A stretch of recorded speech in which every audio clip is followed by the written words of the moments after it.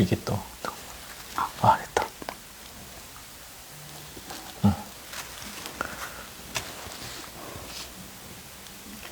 네, 안녕하세요. 저는 오늘 행사 진행을 할 문화평론가 소유정입니다. 반갑습니다. 네, 오늘은 현대문화 핀 시리즈 시인선 41번으로 출간된 거기에는 없다를 출간하신 서현 시인님 모시고 한번 이야기를 해보려고 하는데요. 그러면 박수로 한번 맞이해볼까요? 안녕하세요. 네, 안녕하세요. 서현입니다. 반갑습니다. 네. 네, 지금 네. 시인님의 등장과 함께 지금 시청자분들도 함께 들어주고 계세요. 반갑습니다. 네, 반갑습니다. 네. 투샷이 너무 좋다고 지금 네. 말씀해 주시는데, 그렇죠? 네. 아까 현대문학 그 월간지 계정에 저희 투샷 사진 올라왔는데 진짜 너무 좋더라고요. 맞아요. 네, 그래서 약간, 저희 진짜. 담게 나왔는데 기분 나쁜 건 아니죠? 아니요. 너무 좋습니다. 저는 너무 좋았습니다. 저도 너무 좋습니다. 네, 좋습니다. 네. 그래서 저희가 오늘 함께 이야기를 나눌 시집이 이제 따끈따끈한 네. 갓 출간된 거기에는 없다 있잖아요. 그러면은 일단 시집에 대한 이야기를 하기 전에 그냥 가볍게 좀 근황 토크를 한번 해볼까 해요. 지금 이제 9월 1일이잖아요, 오늘이. 그래서 날씨도 이미 많이 선선해졌고 정말 9월이 되니까 이제 가을이다라는 생각이 드는데, 그럼 이제 여름을 어떻게 보내셨는지, 지난 네. 계절을 어떻게 보내셨는지 한번 여쭤보고 네. 싶어요. 네, 일단 저는 시쓰는 서효인이고요. 네. 반갑습니다. 네. 요즘 안 바쁜 사람이 없어서, 네, 이런 말 좀 공허하긴 한데, 저 이번 여름 좀 특별히 더 바쁘게 지냈던 것 같아요. 일단 거기엔 없다 포함해서 시집 2권을 냈고요. 저 시집과 함께 제가 아논북스라는 출판사 하고 있는데, 그 출판사에서도 책을 여러 권 냈어요. 많이 찾아봐 주시길 바랍니다. 여튼 바쁘게 지내고 있습니다. 네. 네, 이렇게 또 출판사. 네, 종종 할 거예요. 네, 짧은 여러분. 홍보와 함께. 나가시면 안 돼요. 제가 이걸 한다고. 참아주셔야 돼. 예. 네. 근데 정말 이제 본인의 책 작업도 하시고 또 이제 출판사의 책 작업도 하시느라고 되게 힘드셨을 것 같아요. 교정지만 보면서 여름을 보내신 건 아닌지. 네. 정말 그런가요? 약간은 그렇다고. 다소간 그렇다고 할 수 있죠. 그런데 뭐, 시집을 교정하고 내는 작업은 좀 기쁘고 재미있는 일이에요. 네. 오히려 바빠서 그걸 전부 다 만끽하지 못했다는 아쉬움은 좀 있어요. 더 좀 들여다보고 편집자랑 더 많이 얘기하고 할 수도 있었을 텐데 사실 제가 좀 못 그랬어요. 다른 것들을 막 하느라고. 네. 네. 그래도 무사하게 나와서 다행입니다. 네, 아쉬움이 남았다고 말씀하시지만 정말 제가 시집을 읽어봤을 때 그런 아쉬움을 느낄 수 없을 정도로 정말 너무너무 좋아서. 네, 아유 감사합니다. 네, 정말 좋았습니다. 네, 많은 분들 또 이렇게 들어와 주고 계시는데요. 열일하셨네요. 이렇게 댓글 남겨주신 분도 계시고요. 그러면은 정말 말씀하신 것처럼 이제 여름에 2권의 시집을 내셨는데 이렇게 뭔가 단기간에 2권 이상의 책을 네. 이제 본인의 책을 쥐어보는 적은 처음이지 네, 처음이죠. 않을까요? 네네. 네. 그래서 뭔가 이렇게 연달아서 또 시집을 2권 연달아 좀 갖게 되신 기분은 어떨까 하는 생각이 들었어요. 어떠셨어요? 일단 이게 맞나 하는 생각은 좀 있는데요. 이렇게 내도 되나 하는 네, 그런. 네. 근데 뭐 제가 굉장히 뭐 부지런하거나 뭐 심화가 막 찾아와서 그런 건 아니고 어떻게 보면 좀 게을러서 일정이 겹친 것도 있는데 제가 사실 첫 번째 시집이랑 두 번째 시집의 격차가 1년이 안 돼요. 첫 번째 시집 내고 두 번째 시집을 김성문학상 받으면서 네네. 낼 때 그 2권의 시집이 한 시집처럼 느껴지는 작업을 제가 했었거든요. 그래서 좋았었어요. 그 완성도랑 별개로. 그래서 이번 시집도 그 문학동네에서 나온 나는 나를 사랑해서 나를 혐오하고 라는 시집과 거기에는 없다라는 핀 시리즈의 시집이 한 묶음으로 한 세계를 완결시켜 주는 것 같아서 그 나름대로의 재미와 의미는 저한테 좀 있었습니다. 아, 네. 어쩐지 저도 이제 그 두 권의 시집을 이렇게 연달아서 읽는데 또 거기에는 없다가 이 한 권 자체로도 되게 완결성이 있는 시집이다라는 생각이 들었는데 또 앞에 시집과 같이 연달아서 읽으니 또 다른 느낌이 네. 들더라고요. 그러면서 완전히 뭔가 그 서유인의 시 세계를 좀 만끽해 볼 수 있는 그런 두 권의 시집이지 않았나 하는 그런 생각이 들었습니다. 네. 그러면은 바쁜 와중에 휴가는 다녀오셨나요? 제가 올해 결혼 10주년이어가지고 축하드려요. 네. 그래서 제 10년 전에 그 제주도에 있는 그때 막 생긴 호텔로 갔었거든요. 신혼여행을. 그래서 그 똑같은 데로 예약을 해서 다녀왔어요. 뭔가 좀 기분이 어떠셨어요? 호텔 좋더라고요. 호텔이 좋다. 호텔 진짜 좋구나. 그때나 지금이나 네, 좋다. 그때나 지금이나 호텔이 좋다. 다 좋다. 네, 아내도 좋고, 그 새로 생긴 우리 아이들도 좋고, 네, 그랬었어요. 그리고 그때 신혼여행 때는 모르겠어요. 그때는 제가 30대 초반이었고, 사회 초년생이었어서, 그때 뭐 돈을 막 아끼자 이런 건 아니었는데, 다이닝 뷔페를 못 먹었었거든요. 너무 비싸 보였어요, 그때는. 그래서 그냥 다른 맛있는 거 많으니까 그냥 제주도에서 놀았는데, 이번에는 그때 우리가 약간 메뉴판만 보고 돌아섰던 그걸 해보자. 별 그래서 먹자. 뷔페 먹자. 그래서 아이들까지 4명이 예약을 해서 갔어요. 가서 먹었는데 우리 딸아이가 그 뒤로 뷔페에 푹 빠져가지고 또 언제 가냐고. 나 가고 싶다고 갈 수 있는 데가 아니야. 큰일 났다. 네, 매우 특별한 날 가는 거라고 교육시키느라 좀 힘들어요, 지금. 네. 진짜 결혼 10주년에 네, 매우 특별한 날만 가는 거란다, 얘야. 네. 다음 뷔페는 언제로 약속을 하셨나요? 너 졸업식 때 갈게요. 아직 한참 네, 남았지만 2학년이니까. 네, 많이 벌었네요, 시간을. 네. 네, 좋습니다.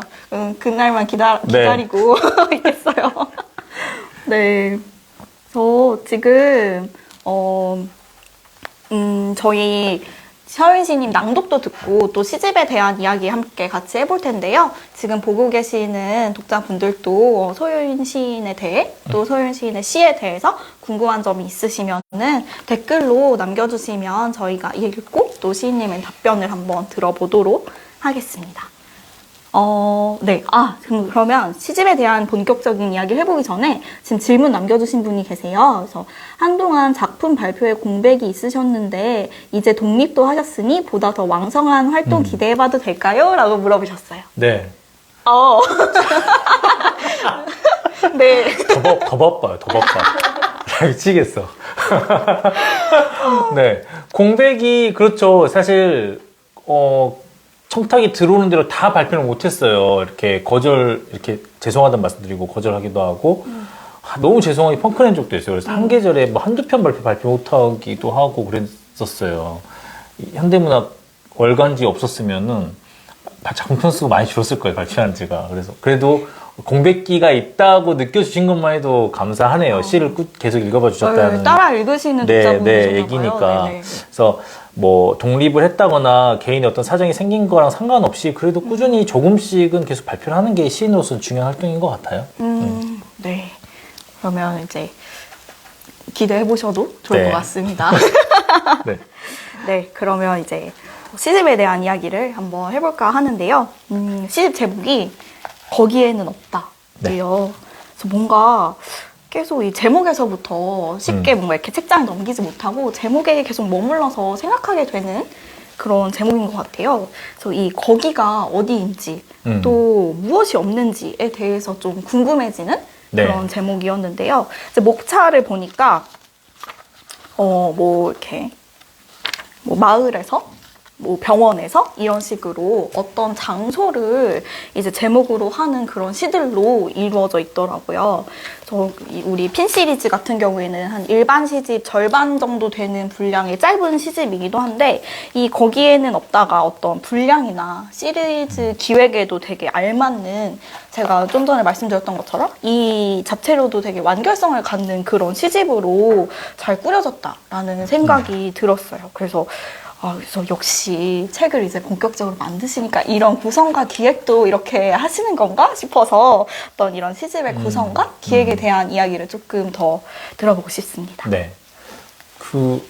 저는 제 시를 아까 발표할 때 한두 편 이렇게 읽는 것보다 시집으로 읽는 게 저는 더 맞는 것 같아요. 제 시집을 보는데 독자들께서 제가 아마도 시집 한 권에 대한 구성에 대한 욕심을 갖고 있다는 뜻이겠죠. 그래서 이제까지 시집도 그랬었어요. 여수에선 여수의 기획이 있었고 그전 시집도 마찬가지고요. 거기에는 없다는 예전에 또 제가 아내랑 저희는 이제 광주에서 지냈으니까 가끔 서울에 놀러 왔거든요. 영화 보러. 지금은 전혀 안 보는데 그때는 약간 그런 영화를 보러 데이트도 하고 그랬어요. 그래서 I'm Not There라는 영화를 봤어요. 밥 딜런의 생애를 실제 밥 딜런의 생애가 아니라 조각조각 쪼개가지고 각자 다른 밥 딜런을 이렇게 탄생시킨 영화였어요. 좀 어려웠어요. 그런데 그때 그 생각이 나더라고요. 보고 나서 사람의 생이라는 게 한 갈래가 아닐 수 있지. 나는 한 명의 사람으로 쭉 살아가지만 사실 그때 기억이 계속 달라지고 그때 선택에 따라서 여러 갈래가 생길 수도 있고 그때 관계도 다 달라지는 거잖아요. 그러면 굉장히 다양한 내가 있다면 사실 나는 없을 수도 있는 게 아닐까 하는 모티브는 늘 가지고 있었거든요. 근데 그 모티브를 풀어낼 수 있는 기회가 사실 핀 시리즈가 말씀하신 것처럼 컴팩트하게 어떤 기획을 풀어낼 수 있는 공간이 되니까 네. 거기라는 데를 제가 있었는데 이제 사라져버린 거기를 제가 기억을 추출한 거죠. 네. 집단적 기억일 수도 있고 저의 내밀한 기억일 수도 있고 네. 그게 장소성으로 또 나온 것 같아요. 제가 장소성에 관심도 있으니까요. 네. 그렇습니다. 네. 진짜 이야기를 듣고 보니까 정말 제 생각보다 훨씬 더 멋있는 어떤 생각을 하셨는지 뭔 생각을 한 거야? 아니 뭐 스토리텔링이 네. 있으니까 네네. 약간 감탄을 네. 하면서 듣게 되는 그런 답변이었습니다. 그래서 또 어떤 이 시집 안에서 좀 경유하고 있는 많은 장소들이 있는데요. 그게 어떤 이야기 하신 것처럼 이 시집 안에서는 한 사람이 시적 주체라고 할 수가 있잖아요. 그래서 이 시적 주체 한 사람의 그 연대기에 있어서도 굉장히 중요한 장소가 될 것 같아요.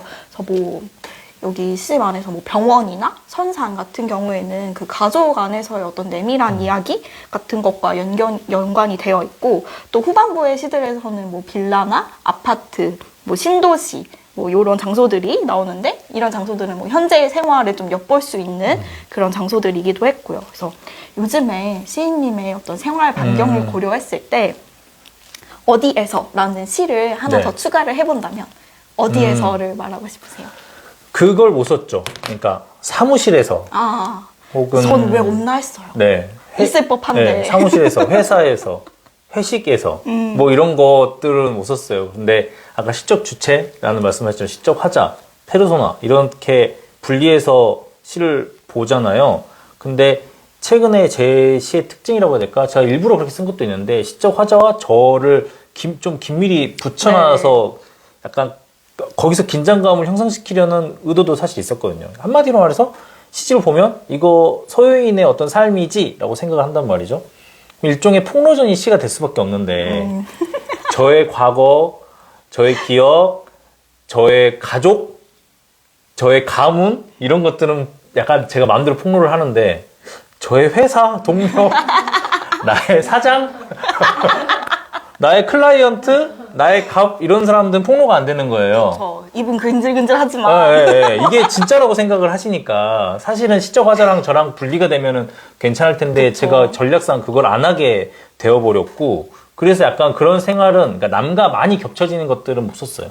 현실의 지금의 저와 많이 겹쳐진 많이 관계되는 사람들이 있을 거 아니에요. 그런 것들은 쓰기에는 다른 방식으로 써야겠죠. 네, 이렇게는 쓰기는 어려웠었어요. 하지만 나의 내면 안에서는 사무실에서 다 좋은 분들이다. 회사에서. 내가 사무실에서 만나는 분들, 메일상으로 인사 주고받는 분들은 다 너무 선량하고 좋은 분들이다. 갑자기 수습을 하시네. 네, 그 좋은 거 쓰면 시가 좀 그렇잖아요. 네. 너무 내용이 좋을 수밖에 없어서 네, 그렇죠. 시가 되지 못한. 네. 그래서 지금 또 관련된 질문 주신 분이 계신데요. 어디에서로 시집이 한번 나올 수 있다는 걸 처음 알았어요. 울면서 읽은 시가 몇 편인지 모르겠습니다. 특별한 애정이 담긴 시집일 것 같은데 어떠세요? 라고 물어보셨어요. 네. 사실 시집마다 특별한 애정이 있지만, 거기에는 없다는 또 특별한 어떤 부분이 있는 것 같아요. 제가 이게 한꺼번에 쓰잖아요. 보통 시 청탁 받으면 한 편 쓰고 이제 지치고 겨우 마감하고 하는데, 이거는 한 호흡으로 여러 편을 한꺼번에 썼거든요. 그러면서 그것부터 시작했어요. 내가 최초로 기억하고 있는 장면이 뭐지? 다 그런 것들 기억하잖아. 내가 4살 때, 5살 때. 대박. 그런 거 있잖아요. 저는 제가 좋아하는 사람, 제가 친한 사람들한테는 최초의 기억이 뭐냐고 네. 항상 물어보거든요. 근데 그런 걸 떠올렸다니까 네. 되게. 거기서부터. 그러면 여기에서 그 나오는 어떤 슈퍼 앞에 앉아서 그런 장면들이 최초의 장면인 건가요? 네, 제가 본 최초의 기억은 트럭, 사고 난 트럭이에요. 영광 어디에서 할머니랑 지냈고 하는 거는 그런 평상시에, 그러니까 누구나, 그 기억은 누구나의 기억인 거예요. 할머니랑 같이 밥 먹고, 할머니가 날 예뻐하고, 시골에서 뛰어다니고 하는 건 누구나의 기억일 것 같은데, 정말 스파크 같은 기억은 그 시골 도로 신장로에 트럭이 사고 나서 논두렁이 완전히 뒤집어져 있고, 거기에 사고 수습이 안 돼서 사람이 있었어요. 다친 사람이. 네. 네. 사실 그 기억에서, 그 기억의 변주에서 시작된 시집이라고 할 수 있죠. 네. 아니, 제가 이 시집을 읽으면서 이제, 오늘 가서 우리 오늘 행사 방송에서든 아니면 끝나고 이제 잠깐 이야기할 자리가 있다면 선생님께 선생님 최초의 기억이 무엇이냐라고 여쭤봐야겠다라고 생각을 하고 왔거든요. 근데 딱 이렇게 말씀해 주셔서 네. 제 마음이 뭔가 이렇게 전해진 것 같아서 네. 그렇군요. 그래서 이제 그런 장면들이 이제 여기 네, 그래서 특별한 부분이 네, 있죠. 네. 최초의 기억 그리고 가장 나를 각인되었던 기억들을 꺼내서 그걸 그대로 쓸 수는 없으니까 네. 시가 돼야 되잖아요. 그래서 트럭에 나와 같은 또래의 어떤 아이가 타고 있었고 그 아이가 존재가 사라졌다면, 그런데 내 주위를 맴돌고 있다면 그는 나의 생을 어떻게 바라볼까 하는 레이어를 더 씌워서 시를 썼던 거죠. 그래서 네. 내가 됐다가 그가 됐다가 귀신으로 표현되고 있어요, 시집에서는. 네, 맞아요. 그래서 방금 말씀해주신 이 아이가 나오는 시를 또 지금 시녀의 목소리로 한번 청해 보도록 할 텐데요. 그러면 이제 낭독을 네. 요청을 드리려고 해요. 그래서 그 아이가 나오는 이제 네. 시가 바로 이 마을에서 네. 라는 시인데요. 또 소윤 시님이 또 낭독의 귀재이시잖아요. 정말 낭독이 정말 재미있고 정말 부담되게 또. 시를 읽는 것과 시를 듣는 건 이런 거구나 하는 거를 이제 알 수 있도록 잘 읽어주시기 때문에 저희 모두 보시는 분들도 귀 기울여서 들어주셨으면 좋겠습니다. 네. 네. 그러면 마을에서 한번 들어볼까요? 마을에서 초입에 슈퍼가 있고 신장로를 건너면 하남공단, 안쪽은 비아동이었다. 사랑을 모르는 사람들이 있었다. 여자는 공단과 동네를 빠른 걸음으로 오갔다. 공장과 논밭과 노인의 윗니와 아랫니처럼 붙어 이제 난 듯 이제야 빠질 듯 무언가 씌운 듯 빛이 났다. 빛을 따라 들어선 주물 공장에서 둥그런 주전자의 몸에 삐죽한 주전자의 코를 붙이는 일을 한다. 몸을 수그리고 코를 댄다. 새붙이를 덧대는 냄새가 양철 지붕이 집지를 쫓았다. 뜨겁다, 덥다, 더럽다, 어렵다. 진짜로 미치게 돌도록 겁나게. 인부들은 입을 함부로 놀렸다. 슈퍼 앞에 잠시 서는 버스를 잡아타고 떠나려 해도 이곳의 모든 행적은 돌고 돌아 다시 이곳에 모였다. 거기에 특별한 사람이 있었다는 이야기가 아니다. 여자는 나의 할머니가 아니다. 남자는 나의 할아버지가 아니다. 고모나 삼촌이거나 모르는 아줌마거나 청년이거나 아무쪼록 그 무엇이거나 이름 붙일 수 없는 인간이거나 그도 아니거나 유년의 노스텔지어를 말하려는 게 아니다. 어머니와 아버지는 멀리에 있었고 없고 말수가 많고 노회한 어린아이가 신장로에 눌러붙은 슈퍼 평상에 앉아 느릿느릿 지나가는 트럭의 숫자를 헤아렸다는 이야기. 그런 말을 중얼거리려는 게 아니다. 슈퍼 앞 나무의 이파리 사이로 빛이 쏟아져 눈을 감았다. 붉은 빛들이.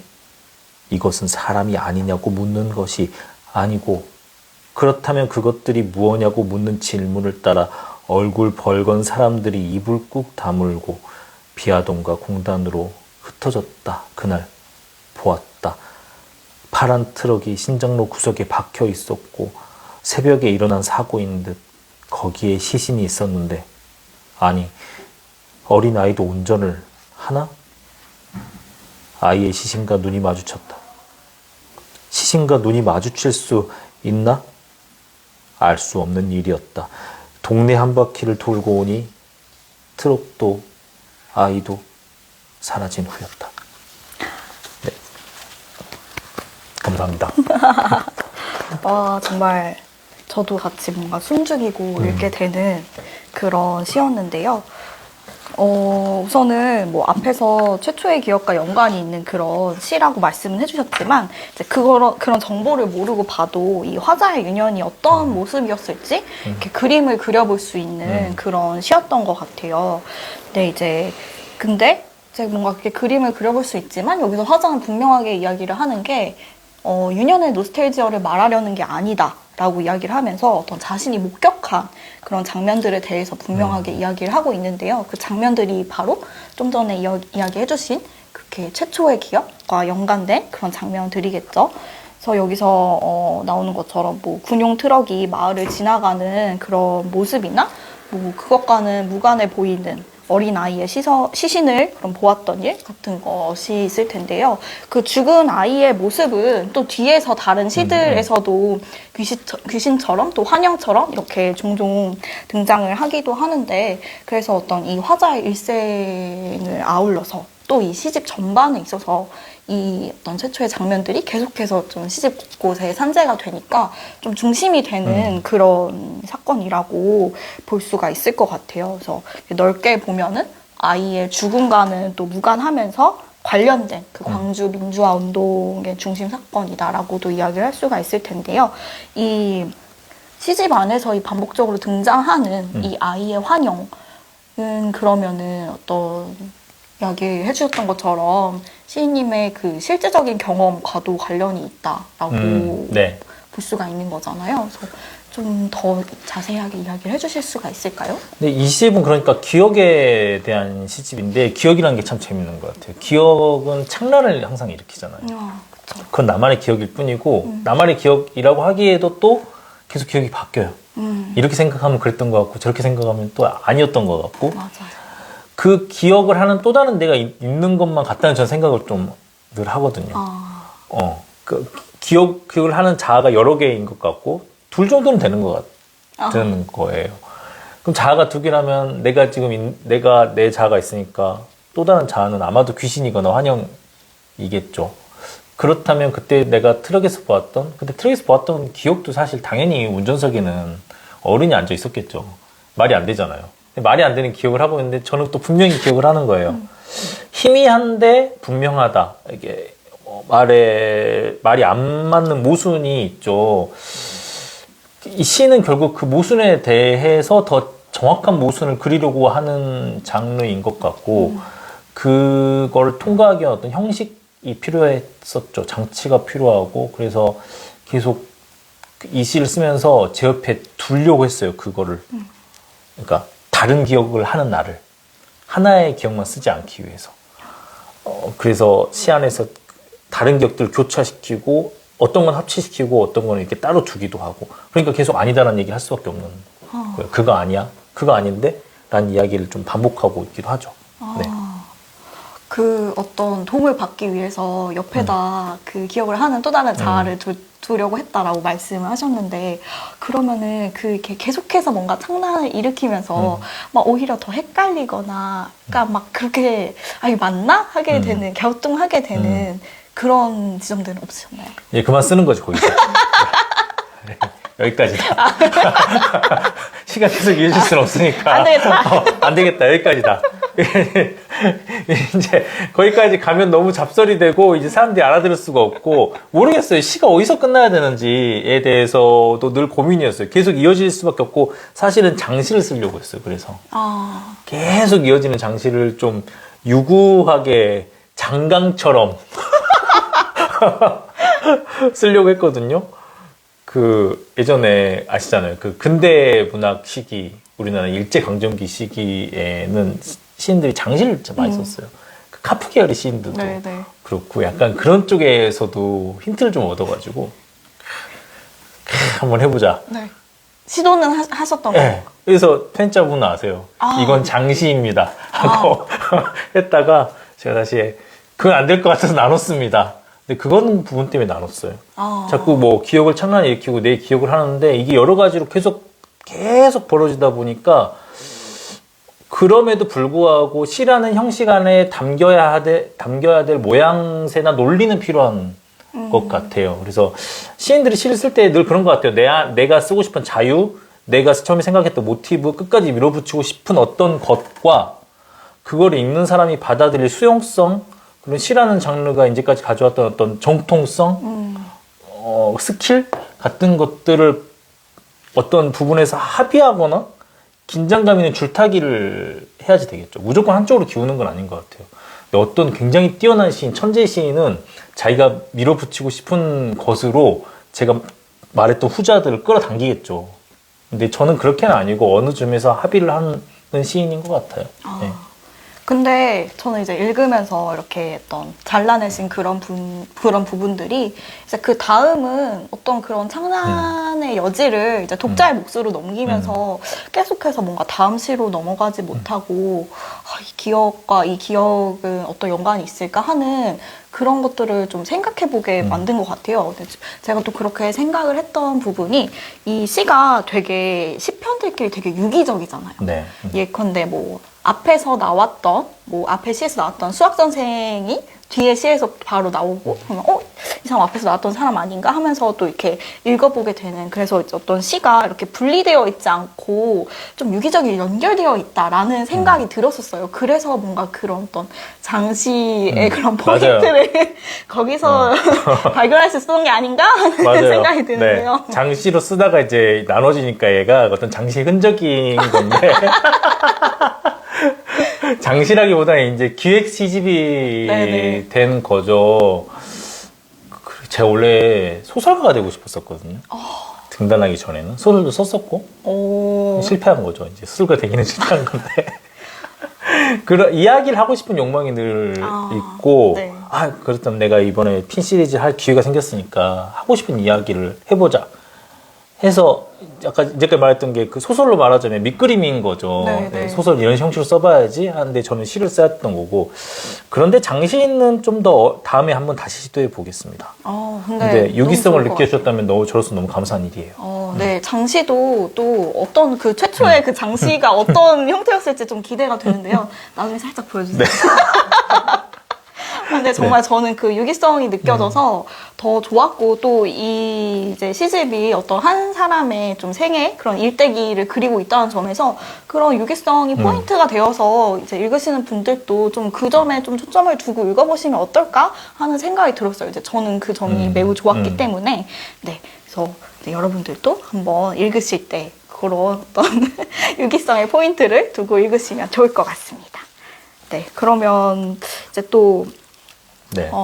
다음 네, 지금 소설도 써주세요 라고 이야기를 하시면서 시집 두 권이 비슷한 시기에 나왔는데 서효인 시인은 네, 언제 어디에서 시를 주로 쓰나요? 라고 물어보셨어요. 네. 질문자가 누군지 얘기하지 않겠습니다. 네네. 박현준 씨는 언제 어디서 시를 쓰는지 궁금하네요. 네. 네. 집에서 써요, 집에서. 네, 저는, 그러니까 그 시인들, 지망생도 그렇고 많이 글 쓰는 분들이 밤에 많이 쓰잖아요. 네. 밤에 막 새벽에 밤샘으로 쓰기도 하고. 근데 저는 힘들어요. 전 10시만 넘어가면 너무 자고 싶어요. 힘들어요. 그리고 12시 넘어가면 자야 돼요. 자야 돼. 내일 지금 일어나야 돼. 근데 마감이 있고 글을 써야 되고 시를 써야 되면 해야 되잖아요. 그렇죠. 그래서 그 다음날 6시, 5시 반? 네, 이때 일어나요. 5시 반에 알람 맞춰놓고 일어나가지고 그 믹스커피 한 잔 진짜 정신을 확 깨우기 위해서. 딱 마시고 9시나 10시까지 작업을 하는 경우가 꽤 많았어요. 이 시집도 그랬고. 네. 밤에는 잘 작업이 안 돼요. 그러면 그 시간이 시님께는 가장 집중이 좀 잘 되는 그런 시간인가요? 아니요. 아니, 막 일어났는데 뭔 집중이야. 죽지 못하는 거예요. 울면서. 믹스커피를 포션 삼아서. 예. 제일 집중이 잘 되는 시간은 10시부터 12시 사이인 것 같아. 근데 자야 돼. 그때는 일해야 돼, 일. 아침에? 아침에. 10시 아침에. 부터? 12시 정도까지. 오후 뭐, 아무튼. 출근해서 일하셔야 그때가 집중이 잘 되고, 그때는 그냥 하는 거예요. 뭐, 집중력, 언제나 집중한 상태에서 시를 못 써요. 많이들 그렇지 않을까 싶어요. 맞아요. 사실 집중이 잘 되는 시간이란 건 없는 것 같아요. 그냥 그렇죠. 마감이 있으면 집중을 그렇지. 해야 될 내가 죽을 것 같으면 그때 집중하는 거예요. 아유, 더 이상 물러설 곳이 없다. 모든 건 의지의 문제, 시간의 문제가 아니야. 맞아. 공간의 문제도 아니고. 맞아요. 네. 그런 것 같습니다. 근데 이제 집에서 근데 쓰시면은 이제 뭔가 이렇게 좀 이제 육아를 하시니까 어떤 좀 아이들이 아빠 뭐해? 막 이렇게 하면서 맞아요. 이러지 않나요? 그래서 새벽에 쓰기도 하는 거예요. 아이들이 일어나기 전에. 예. 왜냐면 아이들은 저한테 이제 9살, 10살이거든요. 그다지 놀아달라고 하지 않아요. 제가 놀아달라고 해요. 아이들이 귀찮겠어요. 아니, 애들이 저는 너무 좋아요. 그렇지 않아도 애들 좋아하는데 제 애니까 더 좋겠죠?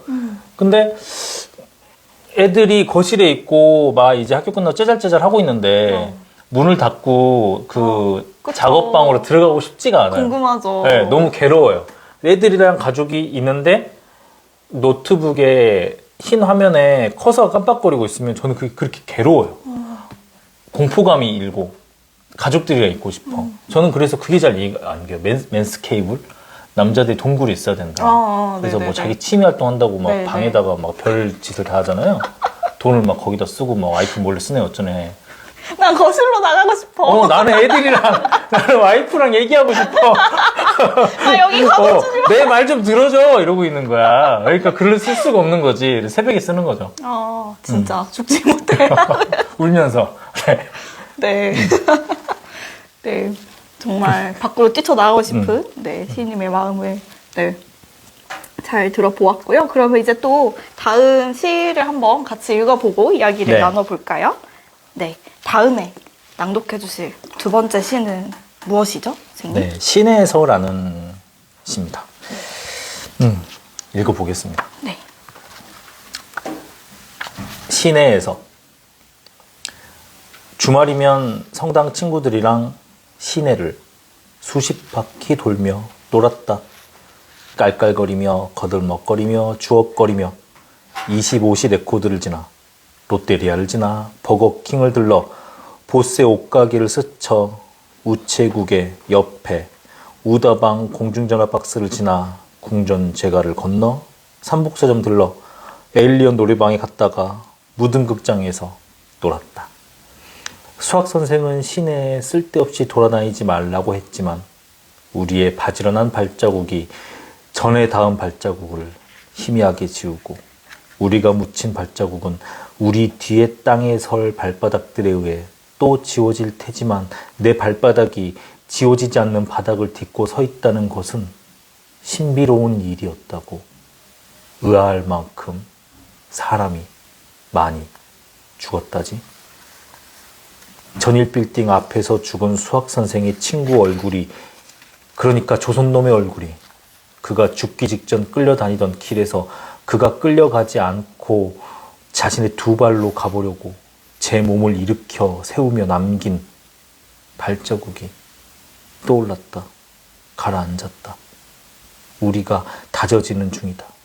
무참한 일상이고 슬픔이고 다 합쳐서 이상한 자랑인 길바닥에 발바닥을 문대면서. 네. 진짜 저는 이 시를 제가 집에서 혼자 읽는데 귓가에서 선생님 목소리가 이렇게 들리는 거예요. 약간 그래서 이거는 정말 선생님 목소리로 꼭 들어봐야겠다라는 생각이 드는, 그러니까 더 읽었을 때, 소리 내서 읽었을 때 어떤 리듬감 느껴지면서 더 좋을 것 같은 그런 시여서 꼭 요청을 드리고 싶었는데, 네, 감사합니다. 네, 감사합니다. 네, 지금 이 시내에서라는 시는 앞에서 우리가 읽었던 네. 그 마을에서라는 시가 그 유년기 화자의 모습을 그려볼 수 있는 그런 시였다면 이 시에서는 청년기 화자의 네, 목소리를 네. 들어볼 수가 있었는데요. 이 주말이면은 그 친구들이랑 함께 광주 시내를 누비던 네. 모습이 되게 생생하게 그려지고 네. 있어요. 막 여기 지금 4, 5명이 막 네, 이제 네. 나오면서 정말 저도 여기 뭐 가본 것처럼 그렇게 좀 그려지는 그런 부분들이 있었는데요. 저는 이 시에서 되게 좋았던 부분이 그 우리의 바지런한 발자국이 전에 닿은 발자국을 희미하게 지우고 우리가 묻힌 발자국은 우리 뒤에 땅에 선 발바닥들에 의해 또 지워질 테지만, 그래서 이 내 발바닥이 지워지지 않는 발바닥을 딛고 서 있다는 것은 되게 신비로운 일이었다라는 이 부분이 되게 인상적이었거든요. 아마 다른 분들도 좀 그렇게 느끼시지 않을까 하는 생각이 들었는데, 특히 나와 친구들이 서 있는 이 장소가 바로 광주 시내라는 점에서 더욱 그랬던 것 같아요. 그래서 어떤 시간이 흘러도 결코 지워지지 않는 이 바닥들을 좀 다시금 떠올리게 되는 그런 때에 대해서 이야기를 들어보고 싶어요. 이렇게 친구들이랑도 많이 좀 이야기를 나누실 것 같기도 하고. 이 시는 약간 일종의 반작용이 있는 시인데, 반작용. 보통 이제 서울의 지명들이 시나 소설이나 하여튼 많이 나와요. 네, 그쵸. 네. 그래서 서울에 한 번도 안 가본 사람도 종로, 광화문, 그쵸. 강남, 심지어 도봉구, 어디까지 막 나와요. 그쵸. 근데 지역에 있는 어떤 문화나 공간 네. 같은 거는 잘 나오지 않는단 말이죠. 그렇죠. 그래서 제가 냅다 한번 써본 거예요. 그래서 실제로 충장로에 있었던 애들이에요. 롯데리아를 지나간 버거킹이 나와요. 25시 레코드가 있었고, 그때 한참 CD 앨범 많이 살 때니까. 네네. 심지어 보스옷 가게는 이름까지 쓰려다가 약간 좀 이름이 뭔가요? 미치고 나미꼬인가 그래가지고 약간 이름이 시에 쓰기에는 적절치 않다. 그때 기억할지 모르겠는데 일본말로 된 보스옷집 되게 많았어. 그래서 쫄티 같은 거 팔고 썼으면 재밌었을 텐데. 쫄란방 거기서 많이 팔았거든요. 쫄란방 아세요? 사셨어요? 쫄란방? 샀죠. 쫄란방 단추 터지려고 한다고. 그리고 이게 빵떡 모자 가라고 해야 되나? 그런 거. 안전지대 이런 거 나왔단 말이죠. 시내를 그러고 많이 돌아다녔습니다. 네. 궁전제가는 아직도 이 중에 궁전제가가 아직도 있네요. 궁전제가는 프랜차이즈를 제외하고 네네. 궁전제가에 보면 공룡 알빵이 있는데 그거 네. 꼭 드셔보시고, 삼북서점은 이제 지역 서점이 다 그 폐업할 때 같이 폐업했습니다. 너무 아쉽죠. 네, 거기에는 중고 서점이 있어요 지금. 여튼 그랬는데 저는 그래서 그 충장로 금남로거든요 거기가. 근데 지금은 조금 쇠퇴했는데 제가 중고등학교 때 대학생 때는 대부분 거기에 되게 많았어요. 그랬는데 그때 5.18 때 자료화면 보면은 거기예요. 거긴데 네. 거기 전화박스인데 청년이 끌려가고 있죠. 공수부대. 곤봉으로 때리고 있고. 여러분 기억나시죠? 트럭에 사람들이 막 엎드려 있고 곤봉으로 내리치고 있는데 거기가 예컨대 에일리언 노래방 앞인 거죠. 도청합 분수대를 건너면 전일빌딩이 있고, 뉴스에서 보면 전일빌딩에 헬기 사격한 포탄 총알 자국이 그 빌딩에 있어서 이게 증거가 된다 해서 많이 보셨을 거예요. 근데 실제 전일빌딩 1층에는 호남에서 가장 큰 오락실이 있었고 거기에서 맨날 펌프 대회가 열렸어요. 내가 나갔지. 예심에서 더 이상 떨어졌지. 내가 펌프 좋아했거든.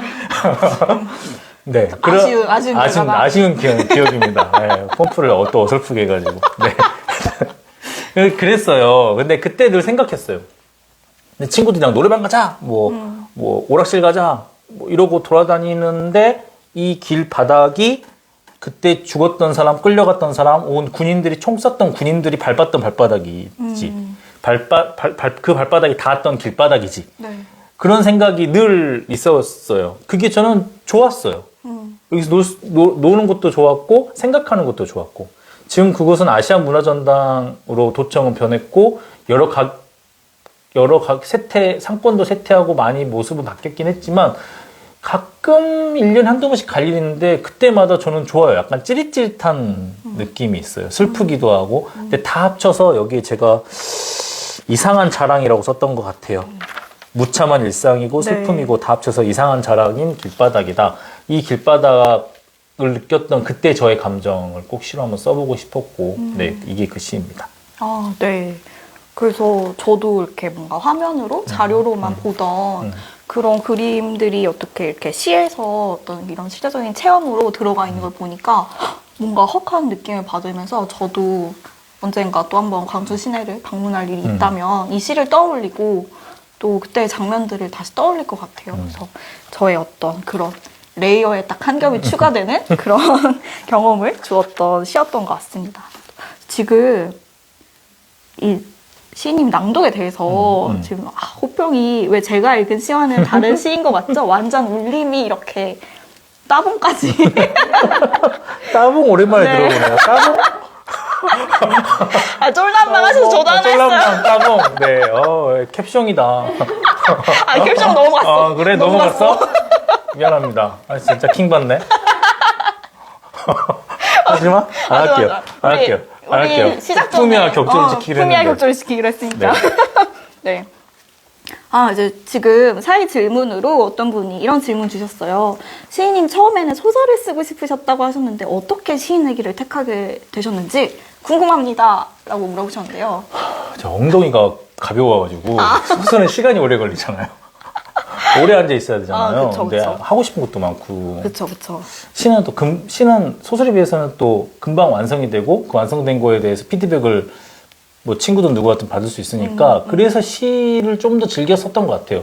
근데 정말 소설도 좋아하고 지금보다 시보다 더 진지하게 읽었었고 했었는데 제가 모르겠어요. 더 못 썼겠죠. 네, 그 등단할 만큼 쓰지를 못했겠죠. 네. 그래서 궁금한데요. 어떤 이야기들을 근데 쓰셨을지. 같이 도전했었어요. 아, 등단을 하기 위해서는 그때 전남대학교 신문사에서 그런 거 하잖아요. 학생들 대상으로 공모전. 그래서 제가 최초로 시와 소설 동시 수상을 이관왕을 해가지고 그때 난 할 수 있다. 소설도 헛바람으로 할 법하다. 해볼 만하다. 알고 보니까 7명 응모했더라고. 그래서 그걸 내가 일찍 알았으면 빨리 적었을 텐데. 네, 그래서 제가 더 능력이 안 됐고 지금 있는 것으로도 충분히 만족합니다. 박연준 시인 보니까 이번에는 소설 진짜 재밌더라고요. 아, 맞아요. 여름가루미. 네, 진짜 부러워요. 네. 저는 서윤 시인도 되게 이야기가 많으신 분이라서 소설 쓰시면 되게 재밌게 잘 쓰실 것 같은데 한번 기대해봐도 될까요? 너무 나이 뭔가 호감형으로 다가가기가 힘들어. 이게 지금 40대 남자가 소설 갑자기 써가지고 옛날 이야기를 한다는 게 네. 시는 제가 이제까지 써가지고 요령이 있으니까 그러니까 약간 그런 걸 피해가면서 쓰는데 약간 그런 두려움이 있어요. 아, 그렇군요. 네. 근데 저는 그래도 그만 꼬셔 알겠습니다. 읽어보고 싶습니다. 계속 찔러야겠어요. 네. 또 이런 질문 주셨는데, 시인님 오늘 라이브 보니 정말 기분 좋은 에너지가 가득하신 것 같아요. 그 에너지의 원천은 어디라고 생각하시나요? 라고 물어보셨어요. 제가 SFJ거든요. 아, 사교적인 애교감. ESFJ. 네. 아, 네네. 그래서 그런가? 이렇게 뭘 하면 약간 뭘 하면 좀 이렇게 좋아야지. 이 자리가 좋아야지, 즐거워야지 그쵸. 하는 생각이 있어가지고 술자리나 사람들 모이면 좀 이렇게 재밌게 이야기하는 걸 좋아하는 편이고 이렇게 그리고 라방이나 독자 행사 같은 거 하면 기본적으로 제시를 읽어봐 주시고 좋아해 주시는 분들이 오시잖아요. 그럼 약간 즐거운 시간 보내는 게 좋으니까 네. 막 이렇게 저도 좀 올라가고 텐션이 얘기를 해요. 그리고 집에 갈 때 운전대를 잡고 약간 힘들다. 별 얘기 다 했네. 제 차에는 핫식스가 있어요. 파주까지 무사히 가기 위해서. 집까지 힘내서 가야 되니까. 힘내서 가야 되니까. 네. 네, 지금 제가 최선을 다하고 있습니다. 네, 근데 워낙 에너지가 되게 좋으신 분이고 또 이 자리가 실제로 또 좋아서 그럼요. 그러신 거 네, 아닙니까? 네, 맞아요. 다 너무 좋. 네. 사랑합니다. 네, 그러면 또 이제 저희 마지막 네. 낭독시 한번 청해 듣고서 또 이야기를 나눠보려고 하는데요. 어떤 이 마지막으로 낭독해 주실 시는 어떤 시죠? 이 시집의 마지막 시인데요. 신도시에서라는 시입니다. 읽어보겠습니다. 신도시에서. 비아동에는 고향 선배가 산다. 거기는 이제 수안찌구라 하여 새로 조성된 대단지 아파트 조경이 근사하고 나는 네이버 부동산으로 그가 산다는 집과 내가 사는 집의 가격을 비교해 보았다. 내 고향 가격이 내가 사는 수도권에 육박하더니 조금 자랑스럽고 꽤 섭섭해 입맛 다졌다. 선배는 학교 선생이라고 한다. 그가 비아동에 사는지는 알 수 없다. 도료명 주소로 바뀌었다. 주소 끝에 괄호를 치고 진짜 주소를 넣었는데 이를테면 푸르지오 앤드 더 샵 파크 에브뉴 에듀포레. 어디에 살든 그가 폭력교사는 아님은 알 수 있다. 그는 선량한 사람이었다. 광주의 신도시와 경기 북부 신도시는 생김새가 비슷하다. 하남공단의 공장과 공장들처럼 단지와 단지 사이로 사람들은 흩어지고 전철역을 단지 앞으로 두어야 한다고 시위하는 자들, 장애인 주차 구역이 너무 많다고 볼멘 소리인 자들, 털끝 하나 손해보지 않으려 눈이 도끼가 된 자들, 이것들이 다 같은 사람이냐고 물어보려는 게 아니다. 나는 다만 내 이야기를 하고 싶었을 뿐인데 쓰면 쓸수록 어디까지가 나의 이야기인지, 죽은 아이인지, 어머니인지, 어머니와 아버지를 낳은 어머니와 아버지인지, 비아동 슈퍼 평상에서 50 청문회를 함께 보던 누추한 인간들인지, 실패한 삶에서 한순간 반짝임을 보고 그것을 영원이라 착각한 당신들인지, 그게 나인지 잠시 생각해보느라 멈추는데 저기서 첨벙첨벙하는 소리 들리고 나는 고개를 돌리지 않는다. 나는 기억의 무게추를 그에 따라 갸웃거리며 견딜 뿐이고 나는 비아동과 공단으로 잠시 흩어지고 모든 사람은 죽지만 같은 죽음이란 없고 죽음의 무게는 제각각이지만 모두 무겁다고 그 둔중한 것이 누구에게는 발밑으로 가고 누구에게는 머리 위로 간다고 그날의 죽음은 정수리에 앉아 사람을 잡고 고개 숙이게 한다. 승강기 점검 중이라 아파트 계단을 하나씩 밟는다. 단지 바로 옆 초등학교에 아이를 데려다 줘야 한다. 행운이다. 횡단보도를 한 번은 건너야 해서 집값이 조금은 덜 오른다. 불운이다. 불운의 죽음보다 조금 더 화가 난다. 흘릴 눈물도 부끄러워 숨어 흐느끼게 한다. 사실 아이는 죽기 전에 말한 적이 있다. 나를 알지 않느냐고. 아이의 손을 잡고 매일 아이를 만나러 간다. 아이의 머리 위에 뭐가 보인다. 둔덕에 고장난 신호등이었다. 네. 감사합니다. 아, 참. 꽤 그래도 긴 시였는데 네. 처음부터 끝까지 정말 집중해서 이렇게 듣게 만드는 그런 낭독이었던 것 같습니다. 네. 그래서 이제 이 화자가 이제 비아동이 아니라 이제는 신도시에서 네. 두 아이의 아빠로 살고 있는 화자가 되었어요. 그래서 저는 이 시에서 특히 이 부분이 기억에 남았는데 나는 다만 내 이야기가 하고 싶었을 뿐인데 쓰면 쓸수록 어디까지가 나의 이야기인지 이제 모르겠다. 그것을 계속해서 생각해보게 된다 하는 그런 부분이었어요. 그래서 지금 제가 어떤 이 마지막 시까지 읽어보니까 어떤 이 시집은 어쩌면 거기에 없는 이들을 통해서 여기에 내가 있음을 그것을 좀 말하고 있는 시들로 이루어진 그런 시집이 아닐까 하는 생각이 들었는데요. 이제 어떤 이 시집 안에서 계속 나오는 뭐 죽은 아이나 뭐 이제 어머니와 아버지 그리고 뭐 평상에 앉아 있던 그런 어른들의 이야기들이 이제 들어가 있기 때문에 더 그랬던 것 같아요. 그래서 어떤 나의 이야기를 쓰고 싶었지만 결국에는 이제 나만의 것은 아닌 그런 이야기를 쓸 수밖에 없게 된 거잖아요. 그래서 이 마지막 시를 쓰시면서는 참 되게 여러 가지 생각이 들으셨을 것 같아요. 이 아이의 손을 잡고 아이를 만나러 가는 이 마지막 그 문장을 쓰시면서는 되게 여러 가지 생각이 드셨을 것 같다라는 느낌이 들었는데 어떠셨어요? 이 마지막 시. 마지막 시에 딱 쓰고 나서는 이제 마감을 하는 건가라는 생각을 먼저 하겠죠. 드디어 거슬러 나갈 수 있다. 마지막 이제 끝인가? 근데 뭔가 마지막 미진한가 뭘 더 해야 되나? 하는 생각도 좀 사로잡혔어요.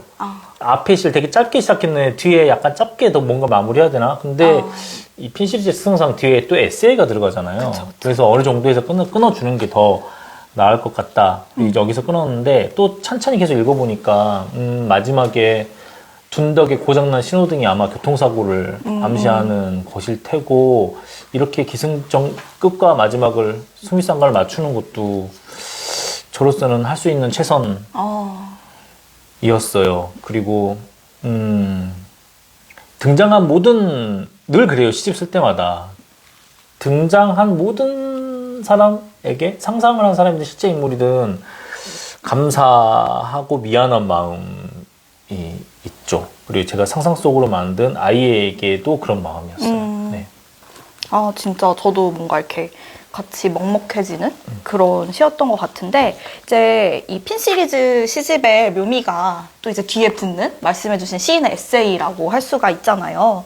근데 저는 이번에 이 에세이를 이제 읽으면서 워낙에 또 산문을 굉장히 잘 쓰시지만 이제 앞에 시를 읽는데 좀 이렇게 이해를 돕는 그런 에세이였다. 되게 탁월했다라는 생각이 들더라고요. 그래서 이 에세이에서 가장 뭔가 좀 중요하게 여겨지는 것이 무엇인가 하고 봤더니 이 모든 이야기들을 아우른 어떤 의지가 저는 되게 돋보였어요. 그래서 어떤 그 저수지의 소년을 쏘아 죽인 그런 군인의 의지, 할머니의 평생을 이끌어간 그런 의지, 그리고 또 두 아이의 아빠로 사는 지금의 어떤 죽으면 안 된다라는 그런 의지까지, 그래서 되게 의지가 돋보이는 그런 에세이였다라고 말할 수가 있을 텐데, 그렇다면 시인으로서의 이제 서유인 시인의 의지는 무엇인가?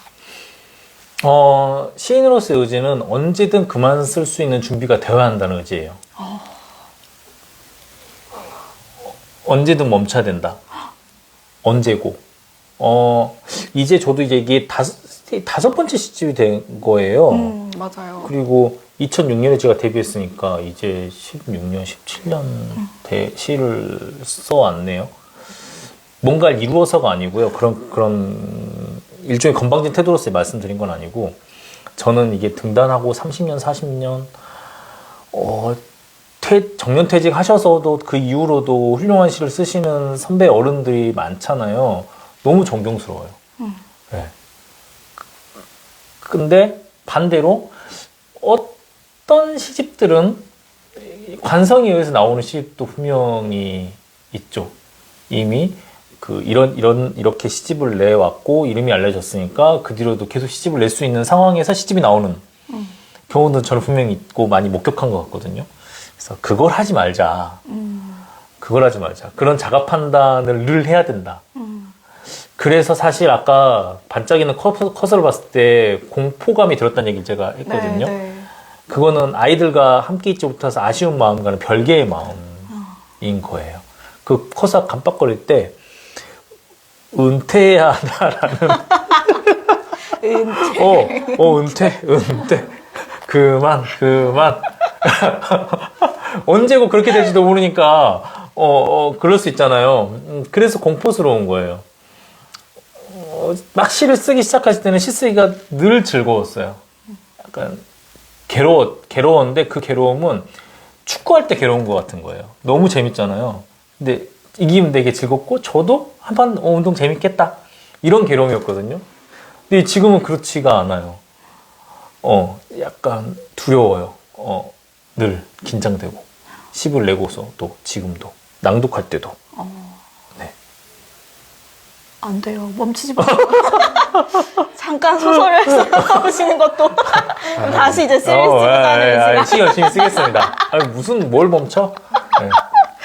네. 계속 갑니다. 네. 네. 하지만 이제 서유인 시인의 시를 보는 이제 독자로서의 의지는 멈추지 말고 네, 감사합니다. 계속 가주시기를 응원하는 그런 의지입니다. 네, 지금 또 저희가 한 5분 정도 시간이 남았는데 이제 짧게 이제 독자분들 질문을 한번 보고서는 이야기를 해보자면, 스포츠 캐스터도 하고 싶으셨다면서요? 네. 당장 원하는 직업을 갖게 해준다면 어떤 직업을 선택하시겠어요? 라고 물어보셨어요. 아, 스포츠 캐스터 하고 싶었죠. 제가 스포츠 너무 좋아해가지고. 네네. 근데 그 사투리 억양을 못 고칠 줄 알았어요. 지금 어떤가요? 지금 훌륭하신데요? 거의 뭐, 예. 거의 뭐. 깜짝 놀라죠. 제 네. 고향 얘기하는 사람들이. 서울 사람. 예, 예. 아까 고향에 대해서 그렇게 얘기해놓고 자연스럽게 이렇게 됐어요. 근데 글쎄요. 그러니까 그때 제가 전남대학교 국어국문과 나오고 고향에서 자랄 때는 뭔가 직업의 다양성에 대해서 깊이 고민할 기회가 없었던 것 같아요. 지금 수도권도 마찬가지겠지만 특히 지역에 있는 청년들이 참 문제이기도 할 거예요. 지금보다 아마 제 시기보다 더 심해졌을 것 같은데요. 그래서 직업에 대해서 그렇게 그냥 아주 추상적으로 생각했지 본격적으로 달려들지 못했어요. 하고 싶은 거에 대해서. 다행히 신인이 됐어요. 하고 싶은 걸 하게 됐는데 주변에 보면 그랬던 것 같아요. 다시 또 돌아오자면 지금 당장 그냥 약간 판타지하게 할 수 있다 그러면 저는 NBA 농구 스타를 하고 싶습니다. 오. 스몰 포워드. 이 이유는 왜죠? 가장 화려한 걸 하나 찝어보자. 그런 걸. 스타로서의 삶을 살고 싶다. 스테판 커리나 3점슛 막 집어넣는 슈팅 가드나 스몰 포워드. 두려움 없이 막. 3점슛 덩크 뭐 이런 거. 우승하기 위해서 잘하는 애들 모아가지고 이렇게 팀도 막 꾸리고 막 그러거든요. 드래프트 막 해가지고 트레이드 막 해가지고 예상도 못한 답변이 약간 당황스러워.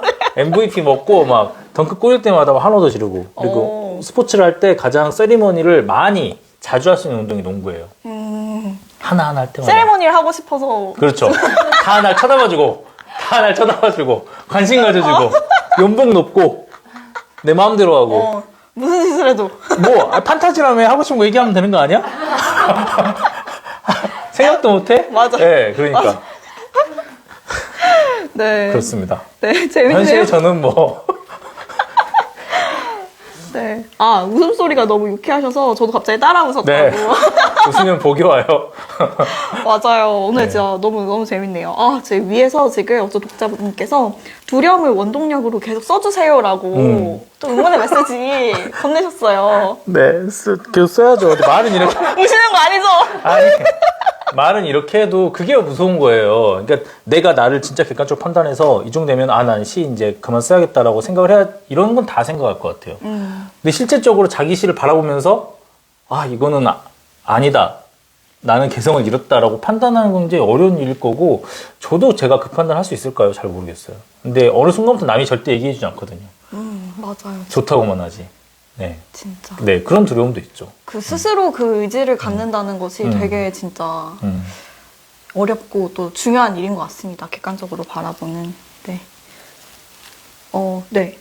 지금 농구가 되게 지금 충격을 받쳤나봐요. 저 농구 좋아하는데 우리나라 농구 너무 인기 없어가지고 요즘 좀 아쉬워요. 네. 근데 이런 얘기 끝에 하다니. 스몰 포워드라니라고. 네. 지금 또 저희가 어느덧 이제 또 함께 할 시간이. 그러네요. 네, 마칠 시간이 겨워가지고 이제 마지막으로 오늘 이 북토크 소감이 어떠셨는지 한번 좀 소감을 한번 들어보고 마무리를 해볼까 하는데요. 어떠셨어요? 제가 시집을 냈구나 하는 실감이 더 났고요. 그러니까요. 이 시집이 사실 분량도 작고, 또 한 방에 거의 한 번에 쓴 시라서, 글쎄요. 그냥 이렇게 스쳐 지나갈 수도 있겠다라는 생각도 잠시 했었는데 그게 아니고, 제 시력이나 제 삶에 굉장히 깊이 각인될 하나의 문신을 남길 시집이 됐다라는 깨달음을 지금 이 시간에서 새삼 더 얻었습니다. 네, 감사합니다. 근데 저는 정말 저도 이제 오늘 함께 이야기를 나눠보면서 결코 그냥 이렇게 지나갈 수 있는 시집이 아니라 또 말씀하셨듯이 어떤 최초의 기억? 그런 장면들로부터 비롯된 시들로 이루어진 시집이기 때문에 정말 서유인의 시 세계에서 기억할 수밖에 없는 그런 시집이지 않나 하는 생각이 저도 들었습니다. 저도 굉장히 뜻깊은 시간이었고, 또 지금 보시는 또 독자분들께서도 그런 생각으로 함께 읽어주셨으면 좋을 것 같아요. 네, 그러면은, 네. 이번 시집도 아껴가면서 천천히 볼게요. 고맙습니다. 라고 이야기해 주셨고요. 네, 너무 좋겠다. 너무 좋다고 이렇게 함께 메시지 보내주셨는데요. 네, 마지막으로 같이 인사드리면서 네. 오늘 마무리하도록 할까요? 네, 오늘 인스타 라이브 함께 봐주신 독자분들 감사드리고요. 또 이제 가을이 또 독서하기 굉장히 좋은 계절이잖아요. 거기에는 없다. 이제 옆에 두시고 이제 찬찬히 넘겨가며 보시면서 읽어주셨으면 좋겠습니다. 네. 네. 네, 오늘 봐주셔서 감사하고요. 네. 네. 즐거운 가을 시작하시길 바라겠습니다. 감사합니다. 네. 감사합니다. 수고하셨습니다.